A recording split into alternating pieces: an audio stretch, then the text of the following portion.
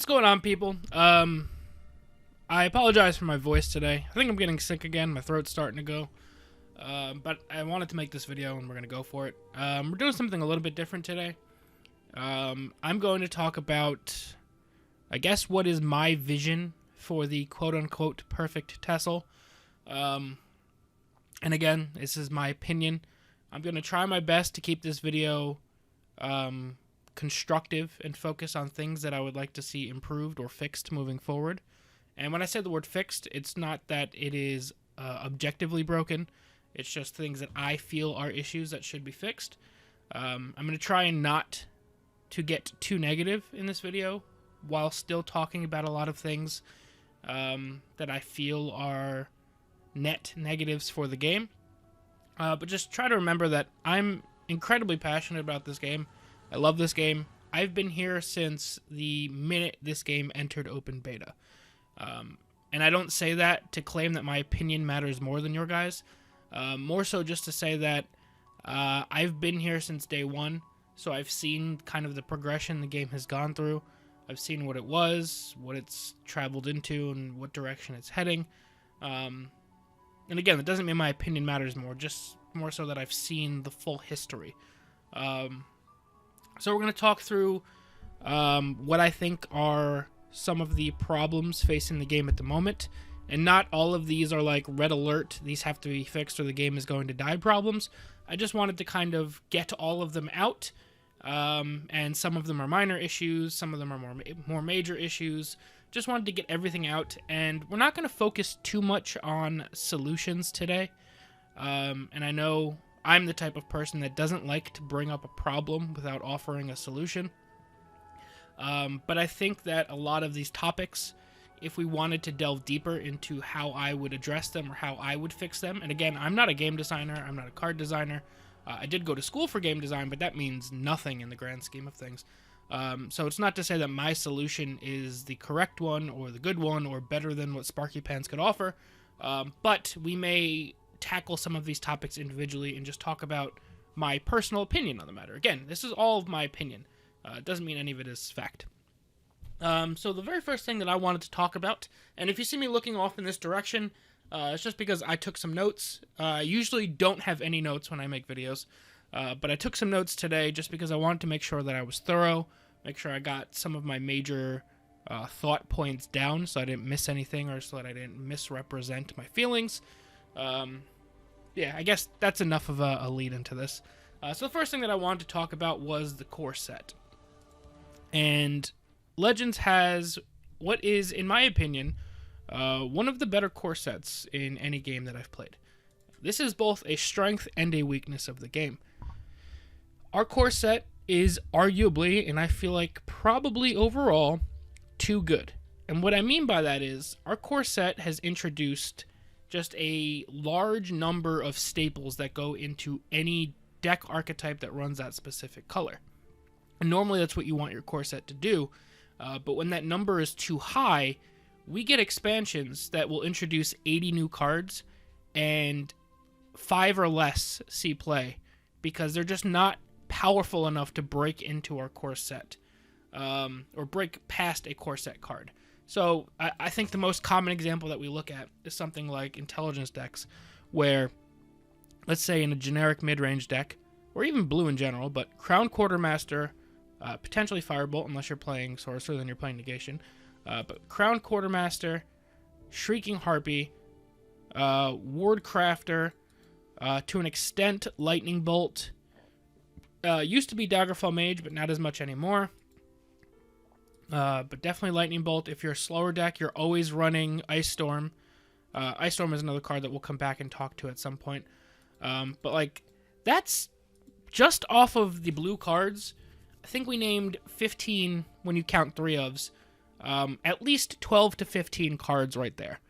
Add a second color, and if there's another 12 to 15, you've got between 50 and 60% of your deck already built before you factor in a single expansion that we've received. And again, I don't want to go too far into the solution for this one, but besides rotation being an answer for a lot of things, My suggestion for the core set, and we may talk about this again more in detail at a later date, would be a curation of the core set. Take some of the highest performing core set cards, rotate them out if we ever do have a rotation, kick some cards out of the core set, filter some lesser used cards from other expansions into the core set, and see if they can't make an impact on the game post-rotation if that were to ever occur. Again, this is one of the more, I would put this at like a medium priority. It's not a bad thing to have a powerful core set. It means that a newer player that builds up their core set collection has a pool of guaranteed strong cards that they can play throughout the life of the game. I just think that the power level, or I guess the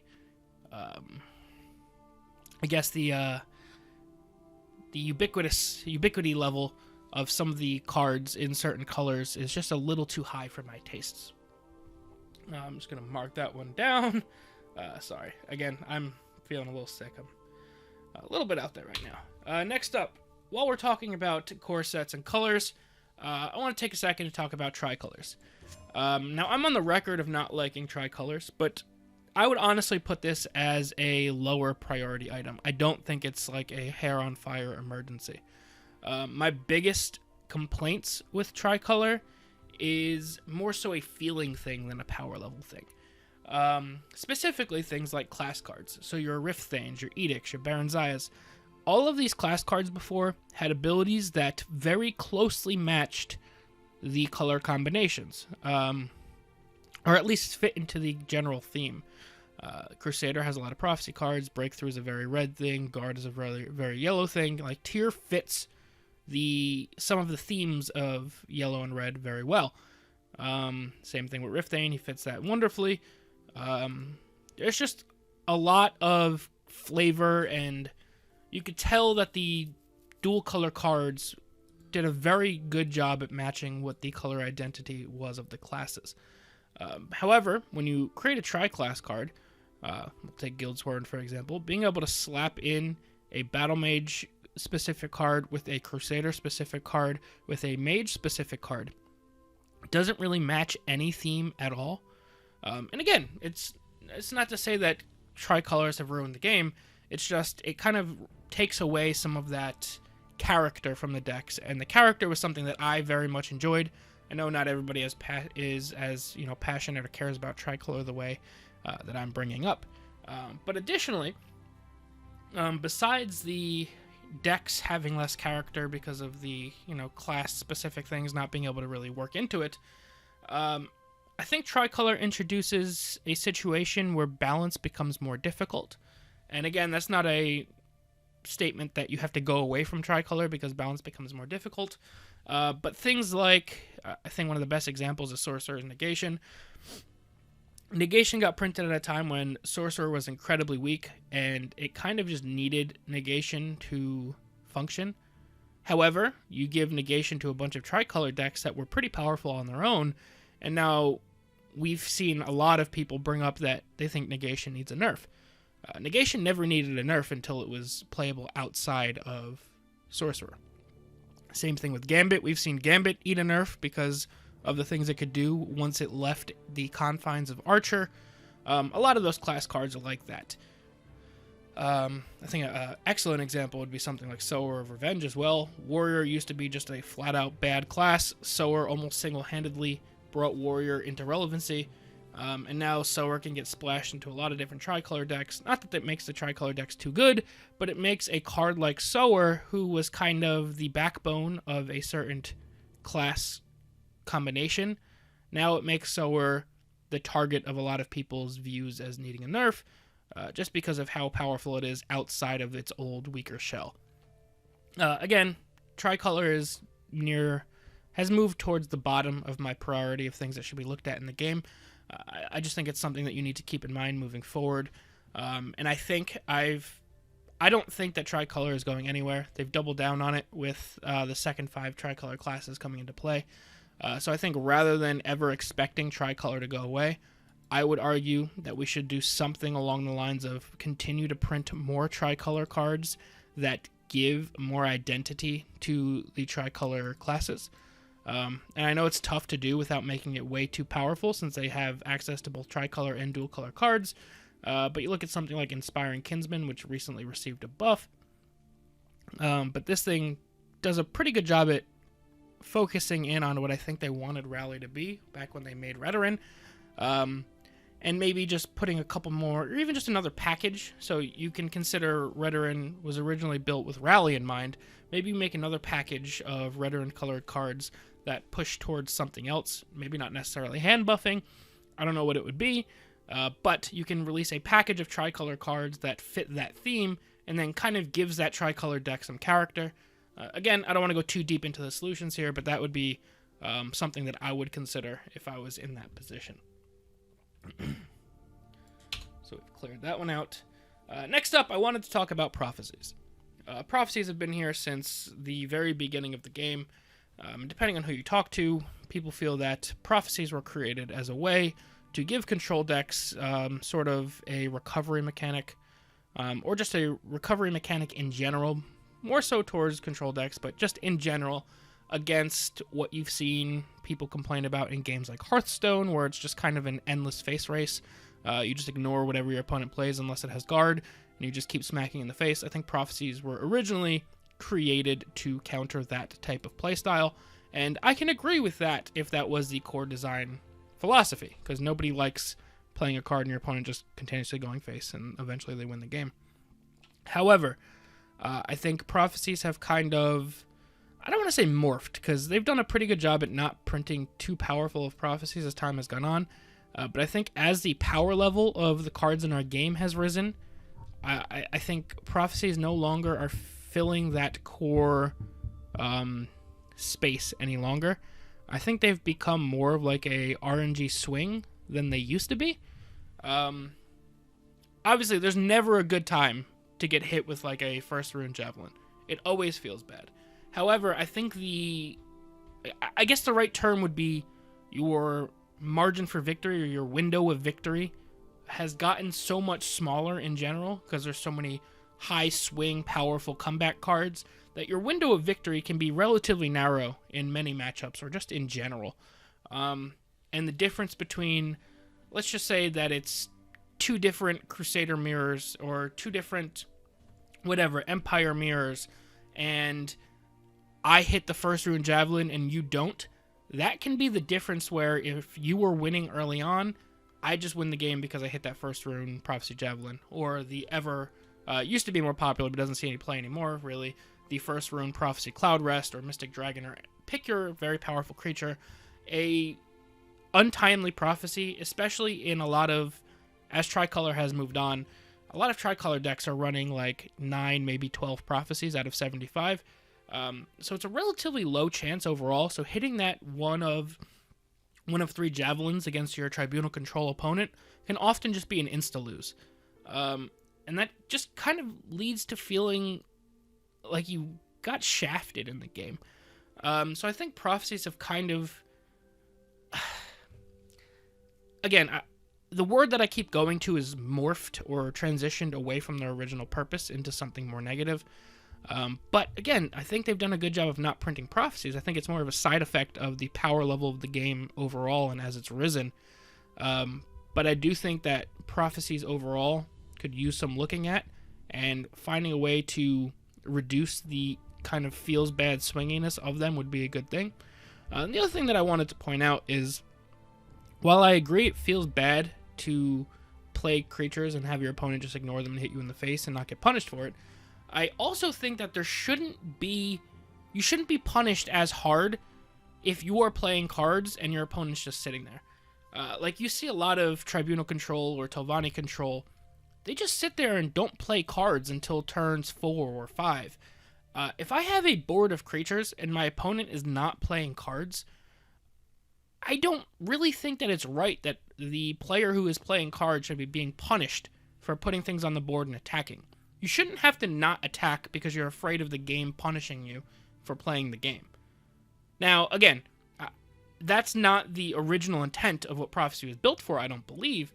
But that's kind of what it's become, because now control decks know, and it's a play style of knowing that your health is a resource and your runes are a resource. you can afford to just kind of sit there as long as you know you have healing on deck ready to go. You can sit there and do nothing and just say, I'm going to let my opponent give me 2 or 3 extra cards and just hope I survive for Ice Storm to win the game. And if I hit a Prophecy Javelin, even better, I win earlier. But you shouldn't be rewarded for that. Even as a control deck, you should have to do something early on to stem the tides of your aggro opponent, rather than just sitting there and hoping a Prophecy saves you. Again, I think that's a not as common scenario, but it's one that has gotten more and more common as the game has gone on. And I don't know how you address that without putting a bunch of like stipulations on prophecies, which I don't think make for good design. But I don't think we should punish players for playing cards in a card game or attacking in a card game where the goal is to reduce your opponent's life to 0. I don't think that should be punished, but that's just a side note. And since we mentioned it while talking about prophecies and the playstyle of control decks, we move on to our next topic, which is AoE. AoE is kind of in a weird spot in the game. A lot of creatures are actually balanced around 3 versus 4 health, being that they naturally will survive an Ice Storm. But I think it's not the greatest thing that the main playable AoE in this game is Ice Storm, and recently we did receive Debilitate, so it's not like we only have 1 card. But only having 2 total, like, true AoE cards that hit everything, I don't think is completely ideal. We do have other cards. For example, we have Cradle Crush Giant, who is like 1 lane AoE. We have Skaven Pyromancer, which is like a early game smaller AoE. We also received Fire Breath or Flame Breath in the last expansion, which is another early game AoE, and I think that's a good step. However, the only true AoE damage-based AoE being just Ice Storm, I think, is not great overall, because it means control decks almost exclusively need to run Intelligence unless they're relying on Debilitate, which isn't as good. I mean, it has its uses, and they both have their uses, but kind of pigeonholing Ice Storm into 1 color means your control decks all have to be 1 color. And again, this is another one of those lower priority things. I don't think this is as serious as an issue, and it has been something that they've been getting better at addressing over time with some of those strength ones. But I think introducing some more interesting forms of AoE could go a long way in the long run. For example, while this isn't true AoE, I think Fingers of the Mountain is an excellently done card that pushes it in the right direction. This isn't true AoE, but it is a multi-damage kind of, in an ideal world, multi-creature removal spell. Kind of diversifies the game a little bit, and it's just a little bit more interesting rather than if you are the slow deck, you're always playing blue and you're just hoping you survive until turns 5 or 6 so that you can either ring out your Ice Storm or play your Ice Storm on 6. I think a few too many, or at least for too long, a lot of the control versus aggro or mid-range matchup has come down to, does your control deck opponent either hit a Prophecy or have Ice Storm for turn 6?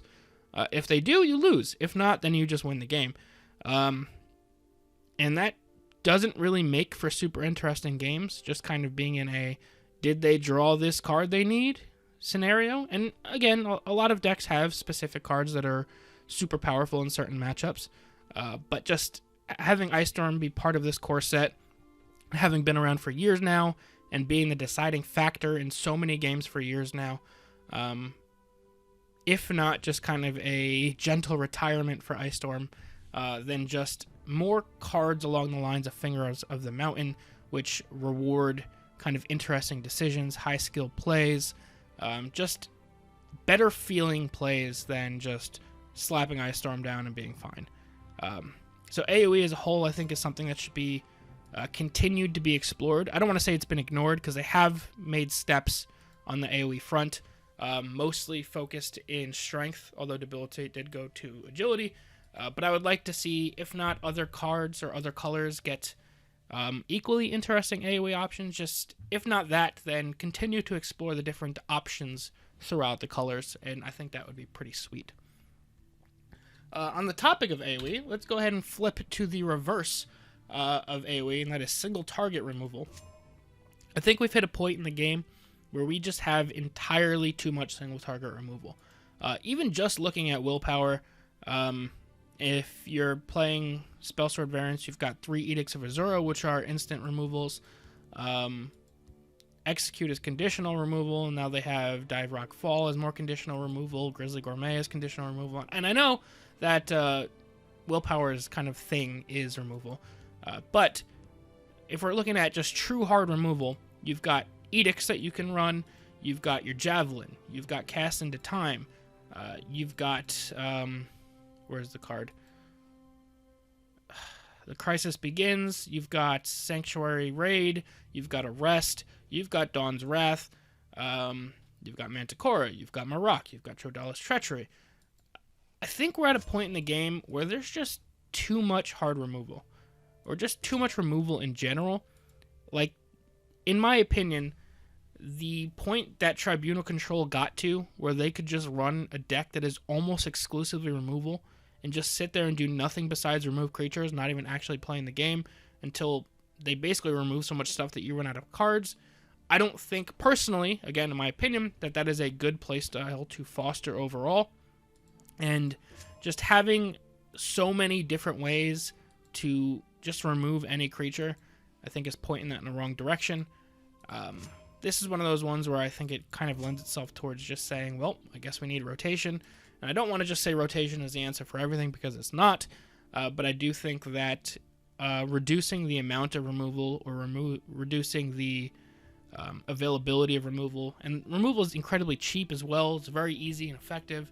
I think we should either have much less hard removal, or if we're going to have more removal, have it be conditional. Things like Leaf Lurker, while are very feels bad plays, I think it's a good example of a powerful removal card with a condition. And Leaf Lurker doesn't even see much play anymore. Or Finish Off still see some decent play. Even the Execute type things of Cloud Rest Execute or Execute in general, I think that should be more towards how the game pushes towards, instead of just remove everything, remove something, no strings attached.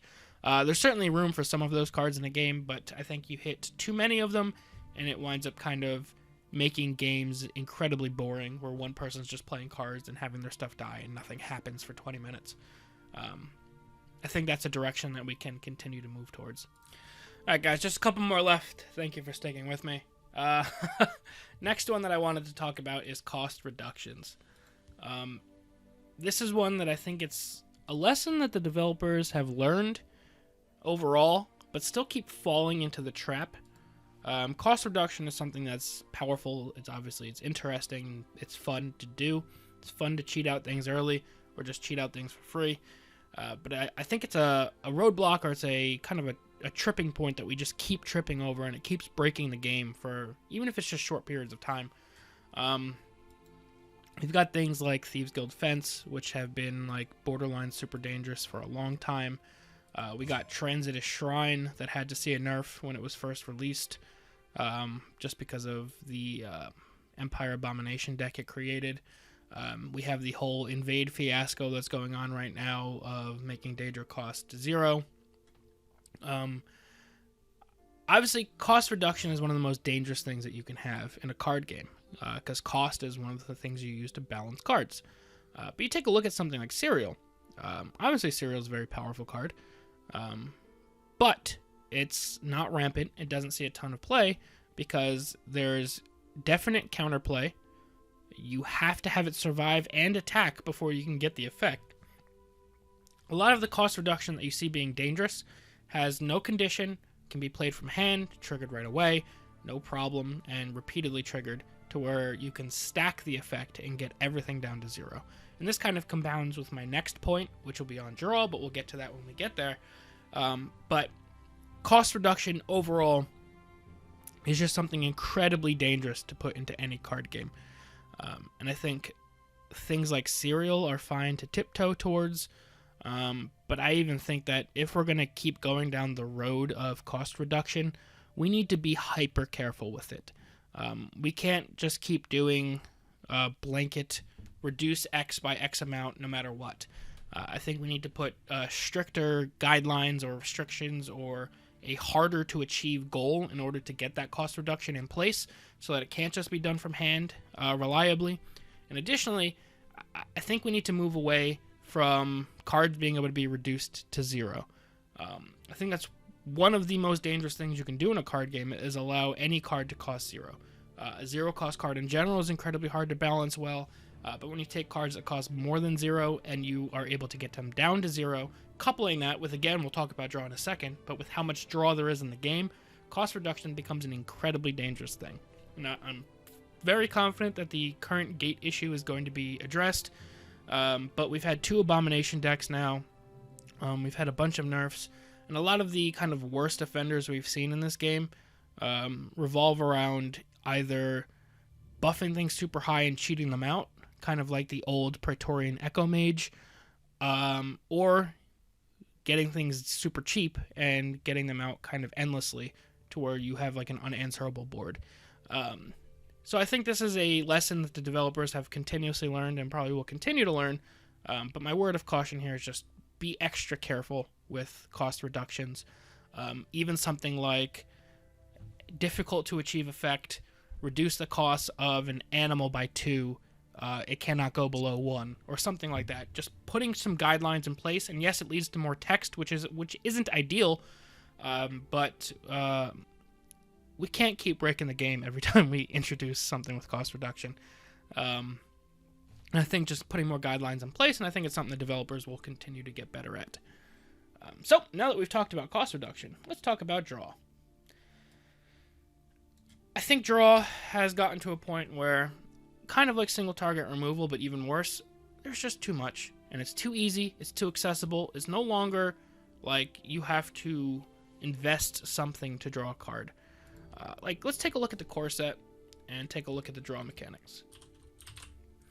We've got Shadow Shift, which is obviously an incredibly strong card. We've got Thieves Guild Recruit, which was so strong it's already seen a nerf. We've got Goblin Skulk, which was so strong it's already seen a nerf, and that's not even draw, that's filtering of 0 cost cards, but it's kind of pseudo draw in a way. Varanus Courier has always been pretty weak because it's massively understated just for the effect of drawing a card. Pomarot Renegade is completely able to be answered. And then other than that, you've got things like Triumphant Jarl, which is a somewhat difficult to achieve condition. Vigilant Giant, which is drawing 1 card on a big body, which Vigilant Giant is a great card, don't get me wrong, but that's just 1 card and it comes down late. A lot of these cards are just drawing 1 card for a somewhat difficult to achieve effect. Green has always had the most efficient draw, and as you see, Endurance has no draw for the longest time. Disciple of Namira didn't see play until combo decks came around. Enchanted Plate's always been kind of iffy. Draw has always, or started the game being difficult to achieve. But when we break things into all sets, we have things like Crusader's Assault, which is all over the place, being able to almost always reliably draw you 2 cards. Scout's Report came out, and you can filter 2 cards right away. Indro Mastermind saw a nerf because it was too effective at filtering. And this is a different piece for another time. I'm not going to touch on my hate of neutral cards in this video. But Merchant's Camel, yes, it's pretty understated, but it filters you 3 cards. Namira Shrine already had to see a nerf because of how much draw there was. I just think we've hit the point where there's too much draw in the game, where aggro decks have almost endless ways to continue to extend their resources.